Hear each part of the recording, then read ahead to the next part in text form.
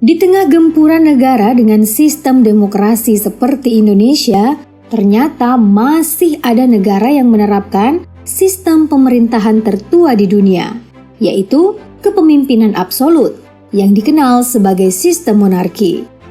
Lalu negara apa saja yang menerapkan sistem tersebut? Yuk simak videonya.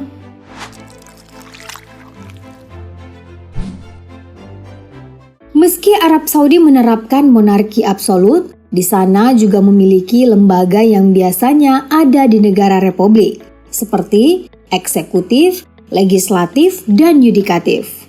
Bedanya, lembaga-lembaga tersebut tidak memiliki fungsi independensi. Seluruh gerak-geriknya masih dipantau dan ada di bawah pengawasan raja. Sementara Dewan Menteri yang posisinya di lembaga eksekutif ditunjuk langsung oleh raja dan masih bagian dari keluarga maupun kerabat kerajaan.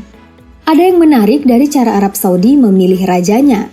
Di sana raja-raja tidak dipilih berdasarkan keturunan, tapi berdasarkan kemampuan mereka. Artinya di Arab Saudi sistem pemilihan menggunakan heredity monarki. Sebagai contoh, sepeninggal Raja Abdullah, yang menjadi raja sekarang adalah Salman bin Abdul Aziz As Saud. Naik tahta pada 23 Januari 2015 menggantikan kakaknya, Raja Abdullah, yang meninggal pada 2015. Meski dipilih berdasarkan kemampuan, tetap saja raja setelah Abdul Aziz masih berasal dari lingkungan keluarga, karena semua raja adalah putranya. Tapi ketika Salman bin Abdul Aziz menjadi raja, sistemnya pun berubah total. Putra mahkota yang seharusnya menjadi pewaris tahta diubah. Pemilihan putra mahkota sebagai calon raja tidak lagi melihat kemampuannya. Saat Raja Salman naik tahta, Mukrin bin Abdul Aziz, adik kandungnya, memang diangkat menjadi putra mahkota. Hanya saja dicopot oleh Raja Salman. Begitu juga dengan Muhammad bin Nayef, keponakannya yang dipenjara karena dituduh makar. Dan kini putra mahkota disematkan pada anaknya sendiri, Muhammad bin Salman. Negara yang juga menerapkan sistem pemerintahan monarki absolut adalah Brunei Darussalam, dengan berdasar pada hukum Islam. Negara ini dipimpin oleh seorang sultan yang merangkap sebagai Perdana Menteri, Menteri Luar Negeri, Menteri Pertahanan, Menteri Keuangan, dan Kepala dari Agama Islam. Kata-katanya adalah hukum dan digambarkan sebagai simbol kesetiaan warga. Saat ini yang memerintah di Brunei Darussalam adalah Sultan Haji Hassanal Bolkiah Muizzaddin Wadaulah dan telah memerintah sejak tahun 1967. Ia adalah putra tertua Sultan Omar Ali Saifuddin III, Sultan yang memerintah sebelum Hassanal Bolkiah. Brunei memang menerapkan sistem pemerintahan absolut, tapi di sana masyarakatnya dibebaskan untuk mengemukakan pendapatnya dan diakui. Ini karena sistem demokrasi juga berlaku. Brunei juga membentuk parlemen untuk pertama kalinya pada September tahun 2000. Tapi parlemen tidak mempunyai kuasa selain hanya menasehati sultan. Walah. Sama dengan Vatikan, kekuasaan yang ada di sana bersifat monarki absolut. Di Vatikan, kepala negara diemban oleh Paus, sekaligus juga menjadi kepala gereja Katolik dan uskup Roma. Paus mengurusi tugas politik dan agama, bertemu dengan kepala negara, menjalin hubungan diplomatik. Seorang Paus tidak perlu mengangkat parlemen atau semacamnya, karena negara ini luasnya hanya 44 hektar dan populasinya hanya 842 jiwa. Untuk menentukan siapa paus selanjutnya, Vatikan tidak menerapkan sistem hereditary monarki atau memilih paus berdasarkan garis keturunannya, melainkan dengan cara elective monarki. Paus dipilih oleh Dewan Kardinal. Paus saat ini adalah Paus Fransiskus yang terpilih pada tanggal 13 Maret 2013, menggantikan Paus Benediktus XVI.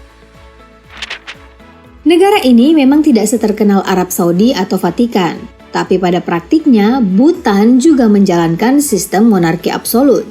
Bhutan sekarang diperintah oleh Jigme Namgyal Wangchuk setelah ayahnya Jigme Singye Wangchuk turun tahta. Di bawah kepemimpinan Jigme Namgyal Wangchuk menciptakan sejarah dengan memperkenalkan demokrasi parlementer, yang akhirnya berubahlah Bhutan dari kerangka kerajaan absolut lalu kemudian menjadi monarki konstitusional. Kerja-kerja kerajaan pun berubah dan partai politik pun resmi.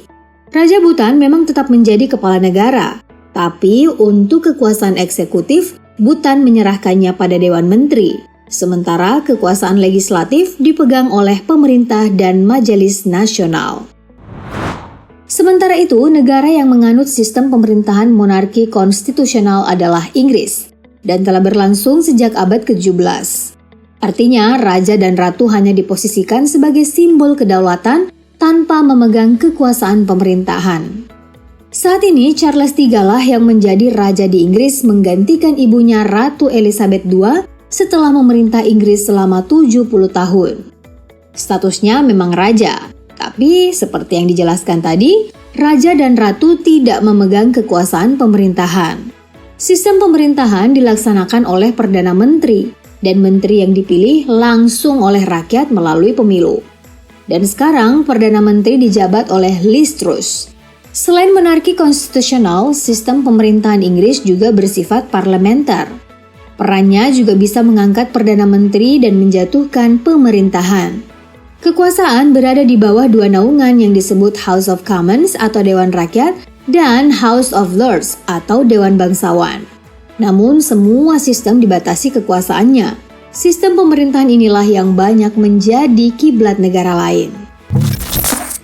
Negara yang juga menggunakan sistem monarki konstitusional seperti Inggris adalah Belanda sejak tahun 1814. Kekuasaannya mencakup seluruh bagian di Belanda dan 3 pulau teritori di Karibia. Raja Belanda disebut kepala negara yang dikepalai oleh Raja Willem-Alexander sejak tahun 2013. Sementara untuk kepala pemerintahan dijalankan oleh Perdana Menteri yang sekarang dijabat oleh Mark Rutte sejak tahun 2010, namun mengundurkan diri pada 15 Januari 2021. Raja memang memiliki tugas menjalankan pemerintahan nasional, tapi keputusannya dibuat oleh parlemen. Artinya, dalam prakteknya, sistem pemerintahan yang diterapkan Belanda adalah sistem parlementer. Orang-orang yang mengisi parlemen ini dipilih oleh rakyat Belanda. Sama dengan Belanda dan Inggris, Thailand juga menerapkan monarki konstitusional yang dimulai pada tahun 1932 setelah revolusi terjadi. Artinya, Thailand dipimpin oleh raja sebagai kepala negara yang dibantu oleh Perdana Menteri untuk menjalankan pemerintahan. Raja di Thailand adalah Raja Maha Vajiralongkorn yang naik tahta sejak tahun 2016. Ia merupakan putra satu-satunya Bhumibol, Raja Thailand sebelumnya. Sementara yang menjabat Perdana Menteri Thailand adalah Prayut Chan-o-cha. Namun karena Prayut diskors dari tugasnya, Prawit Wongsuwan yang menjabat sebagai wakil Perdana Menteri secara otomatis menjadi Perdana Menteri sementara.